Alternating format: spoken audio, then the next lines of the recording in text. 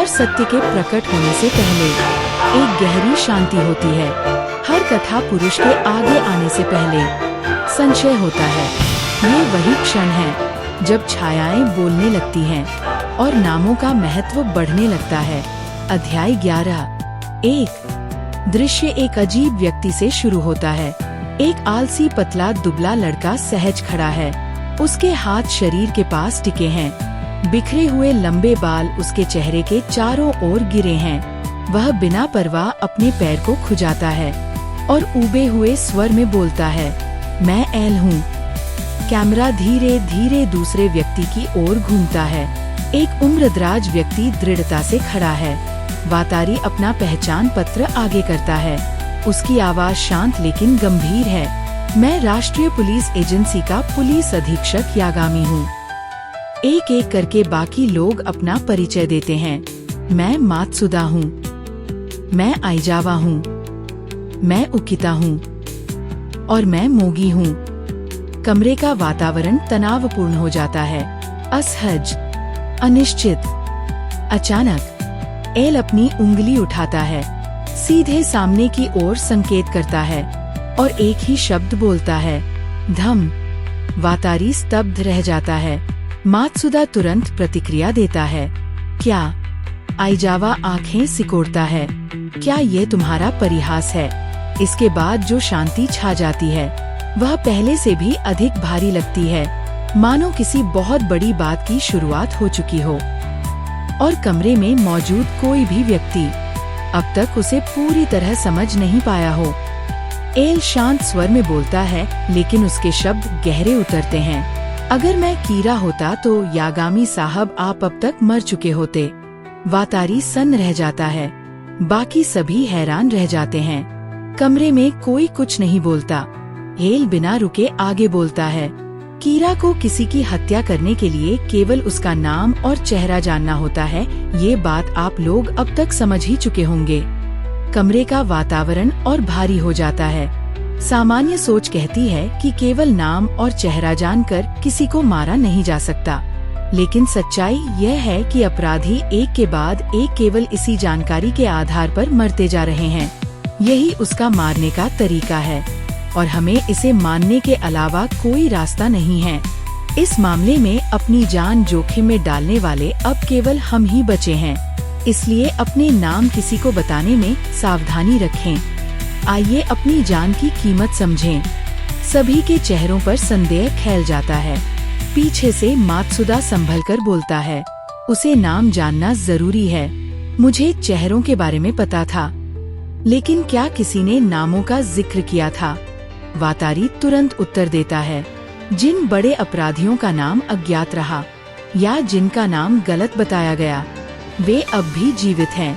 यह बात कार्यबल की बैठकों में पहले ही सामने आ चुकी है। मात्सुदा कुछ कहना चाहता है, लेकिन अगर यही एक आधार है, एल बीच में रोक देता है। यहाँ खड़े होकर बात करने के बजाय क्यों न हम उधर चलें? कृपया अपने मोबाइल फोन, लैपटॉप और बाकी सभी इलेक्ट्रॉनिक उपकरण बंद करें और उन्हें उस मेज पर रख दें। आइजावा हिचकिचाता है, क्या आपको लगता है कि हमारे फोन चालू हो सकते हैं ताकि बाहर कोई हमारी बातचीत सुन सके? जो एल कह रहा है वही करो आइजावा। कमरे में एक विचार गुजरता है। हम सब जानते थे कि वह सावधान रहता है, लेकिन अब यह सोचने पर मजबूर करता है कि क्या वह सच में हम पर भरोसा करता है या नहीं। एल धीमे से जोड़ता है, मुझे बस यह बर्दाश्त नहीं होता कि बात करते समय किसी का फोन बजे। एल अपने अजीब ढंग से सोफे पर बैठ जाता है। दो और बातें, यहाँ जो कुछ मैं कहूँ उसे लिखना नहीं है, बस अपने दिमाग में रखें। और अब मुझे एल मत कहिए, अब से हमेशा मुझे रयुजाकी कहिए। यह सुरक्षा के लिए जरूरी है। अब आप सभी बैठ जाइए। अचानक मात्सुदा उत्साह में बोल उठता है, मेरे पास एक विचार है। अगर हमें पता है कि कीरा को लोगों का नाम और चेहरा चाहिए, तो क्या हम मीडिया से नहीं कह सकते कि वे अपराध समाचारों में यह जानकारी न दिखाएं? इससे पीड़ितों की संख्या कम हो सकती है। एल तुरंत जवाब देता है, अगर ऐसा किया गया तो आम लोग मारे जाएंगे। आम लोग। वह क्यों? एल हल्की मुस्कान के साथ बोलता है, आप समझ ही गए होंगे। मैं भी बचकाना हूँ और हारना पसंद नहीं करता, इसीलिए मैं जानता हूँ। कीरा भी बचकाना है और वह हारना पसंद नहीं करता। आइजावा पूछता है, रयुजाकी, क्या आप इसे थोड़ा और साफ समझा सकते हैं? एल समझाना शुरू करता है, उस समय मैंने उसे चुनौती देने के लिए दूरदर्शन प्रसारण का उपयोग किया। कीरा जो तब तक केवल अपराधियों को मार रहा था, उसने मुझे मारने में जरा भी संकोच नहीं किया, यानी उस मृत्युदंड पाए कैदी को, जिसे वह मैं समझ रहा था। फिर जब मैंने कहा कि वह टोक्यो के आसपास कांतो क्षेत्र में है, तो उसने जापानी अपराधियों पर ध्यान केंद्रित करना शुरू कर दिया। जब तक उसने FBI एजेंटों को मारा, तब तक वह पूरी तरह कांतो क्षेत्र के अपराधियों पर केंद्रित हो चुका था। हर बार जब आप उसे चुनौती देते हैं, तो वह पीछे हटने के बजाय घमंड के साथ अपनी ही चुनौती देता है। उसे हमेशा जीतना होता है, वो हार बर्दाश्त नहीं कर सकता। अब सोचिए, अगर आप ऐसे व्यक्ति से अपराधियों को छिपाने के लिए मीडिया पर रोक लगाएं, तो क्या होगा? एल थोड़ी देर रुकता है। वह कहेगा, मेरे लिए अपराधियों को रोक रहे हो, तो मैं झूठे और धोखेबाजों को मारूंगा। मैं निर्दोष लोगों को भी मारूंगा। मैं पूरी दुनिया को बंधक बना लूंगा। और वह कहेगा, ये तुम्हारी गलती है, मेरी नहीं। जो लोग मेरे न्याय से बुरे लोगों को बचाते हैं, वे खुद बुरे हैं। यही कीरा की मानसिकता है। अगर हमें मीडिया की चिंता करनी ही है, तो असल में हमें ये छिपाना चाहिए कि इस समय कीरा का पीछा करने वाले हम कितने कम लोग हैं। और जब बात यहाँ तक आ ही गई है, तो क्यों न मीडिया का इस्तेमाल अपने फायदे के लिए किया जाए। एल आगे कहता है, खुशकिस्मती से हमें अमेरिका सहित हर देश की पुलिस से सहयोग मिला है। वे हमें जानकारी और जांच विशेषज्ञता देने को तैयार हैं। उदाहरण के लिए कुछ ऐसा, FBI एजेंटों की मौत पर अमेरिका आक्रोशित, दुनिया भर में आक्रोश। समूह 7 देशों ने कीरा की तलाश के लिए जापान में कुल 1500 जांचकर्ता भेजने पर सहमति दी। यह केवल 12 एजेंटों को खोजने और मारने से कहीं ज्यादा बड़ा दबाव होगा। कीरा को हर जगह दुश्मन नजर आने लगेंगे, और जैसे जैसे वो खुद को घिरा हुआ महसूस करेगा, वह कोई न कोई कदम जरूर उठाएगा। वातारी और मात्सुदा हैरानी से देखते रह जाते हैं। मुझे ये पसंद आया। हाँ, उसे यह सोचने दो कि 1500 लोग उसके पीछे हैं, जबकि असल में केवल 7 हैं, और उन FBI एजेंटों की तरह ये लोग वास्तव में होंगे ही नहीं, इसलिए वह उन्हें मार भी नहीं सकेगा। रयुजाकी, मैं यह विचार तुरंत महानिदेशक के कार्यालय तक भेजता हूँ। लेकिन अगर कीरा खुद को घिरा हुआ महसूस करे, तो कौन जानता है वह कैसा कदम उठाएगा। आइजावा बोलता है, जैसा मैंने कहा, ये लोग वास्तव में होंगे ही नहीं। एल हाथ उठाता है, क्या आप चाहेंगे कि मैं इस मामले पर अपनी सोच आपसे साझा करूं? कीरा एक ही व्यक्ति है और वह अकेले काम कर रहा है। उसे कार्यबल की जानकारी तक पहुंच थी। आइजावा बीच में बोलता है, लेकिन आप यह कैसे तय कर रहे हैं कि वह अकेले काम कर रहा है? वातारी बीच में आता है, रुको आइजावा, पहले रयुजाकी को पूरा करने दो। जी सर। एल आगे कहता है, कीरा को हत्या करने के लिए पीड़ित का नाम और चेहरा जानना जरूरी है, और वह मौत का समय और मरने से पहले पीड़ित की क्रियाएं भी कुछ हद तक नियंत्रित कर सकता है। अब इन बातों को ध्यान में रखें, और जो मैं आगे कहने जा रहा हूँ उसे ध्यान से सुने। एल पेन की ढक्कन हटाता है। कैमरा धीरे धीरे पीछे जाता है। कमरे की हर नजर उसी पर टिक जाती है। दिसंबर 14, 12 FBI एजेंट जापान आते हैं। दिसंबर 19, कीरा बंदी अपराधियों का उपयोग, पीड़ितों की गतिविधियां नियंत्रित करने की क्षमता जांचने के लिए करता है। केवल 5 दिनों में कीरा को FBI की मौजूदगी का पता चल जाता है। He felt threatened And in order to eliminate all the agents in Japan whose names, numbers, and faces he could not have known, he used criminals to test how far he could control his victims' actions. दिसंबर 27 परीक्षणों के नतीजों का उपयोग करके वह सभी 12 एजेंटों को मार देता है। इससे सिद्ध होता है कि उसका किसी एक एजेंट से करीबी संपर्क था। सभी 12 एजेंटों के शव टोक्यो में पाए गए। दिसंबर 19 से दिसंबर 27 के बीच टोक्यो में 23 अपराधियों की दिल का दौरा पड़ने से मौत हुई। इतनी बड़ी संख्या सच्चाई छिपाने के लिए थी। उसे शायद केवल कुछ ही लोगों को मारना जरूरी था। और ये तो सिर्फ वही पीड़ित है जिनके बारे में हमें पता है।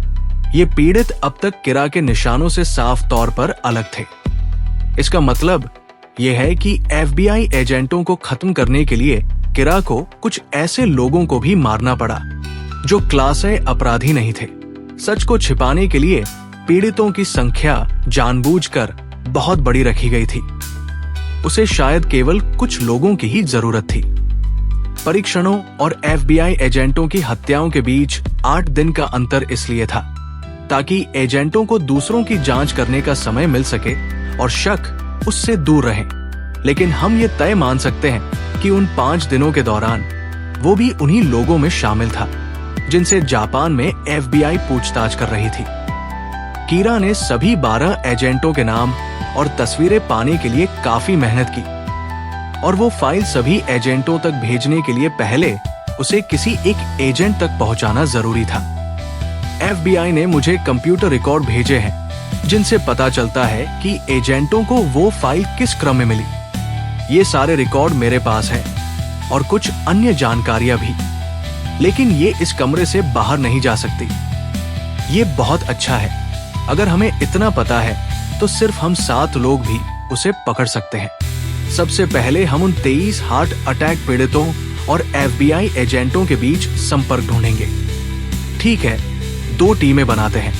एक टीम एजेंटों की गतिविधियों का पता लगाएगी, दूसरी टीम पीड़ितों की जानकारी खंगालेगी। तो कोई सवाल, ऐसे बहुत कम लोग हैं जिनके पास टास्क फोर्स की जानकारी तक पहुंच थी और जिनसे पहले 5 दिनों में FBI पूछताछ कर रही थी। आइजावा धीमी आवाज में बोलता है, हम तुम सही कह रहे हो। मेरे पास एक सवाल है रयुजाकी। पहले तुमने कहा था कि तुम्हें हारना पसंद नहीं, तो हमारे सामने आकर अपना चेहरा दिखाना। क्या ये मान लेना नहीं है कि कीरा ने तुम्हें हरा दिया? एल जवाब देता है, हाँ, खुद को दिखाना और उन FBI एजेंटों की मौत।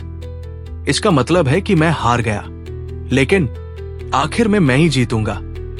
आप लोगों की तरह ये पहली बार है जब मैंने अपनी जान को किसी मुकाबले में दांव पर लगाया है। चलो उसे दिखाते हैं कि अच्छे लोग ही हमेशा जीतते हैं। कमरा दृढ़ संकल्प से भर जाता है।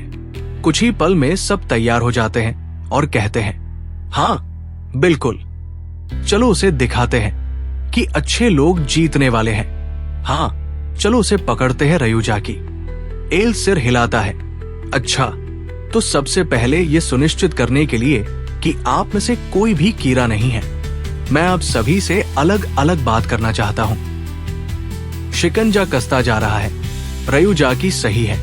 अगर कीरा शुरू से ही टास्क फोर्स में था तो ये मानना ठीक है कि वो अब भी उसी में रहेगा, और अगर वो अब भी इसमें है तो उसने रयुजाकी का चेहरा देख लिया है। बाहर भारी बर्फ गिर रही है। अगर मुझे बस एक और सुराग मिल जाए, कुछ ऐसा जो सब कुछ तय कर दे। शायद मैं बहुत उतावला हो रहा हूं। नहीं, अगर हम उसे अब बच निकलने दें, बस एक सुराग। बर्फ गिर रही है। एक घर की लाइट जली हुई है। कमरे के अंदर लाइट चुपचाप सोच रहा है। रयुक पीछे से देख रहा है। ये डेथ नोट नहीं है, प्रवेश परीक्षा के लिए पढ़ाई। अब इसके लिए बहुत देर हो चुकी है। लाइट के विचार गूंजते हैं। अगर मुझसे एक बार भी गलती हो गई, सिर्फ एक सुराग। कैमरा घूमता है।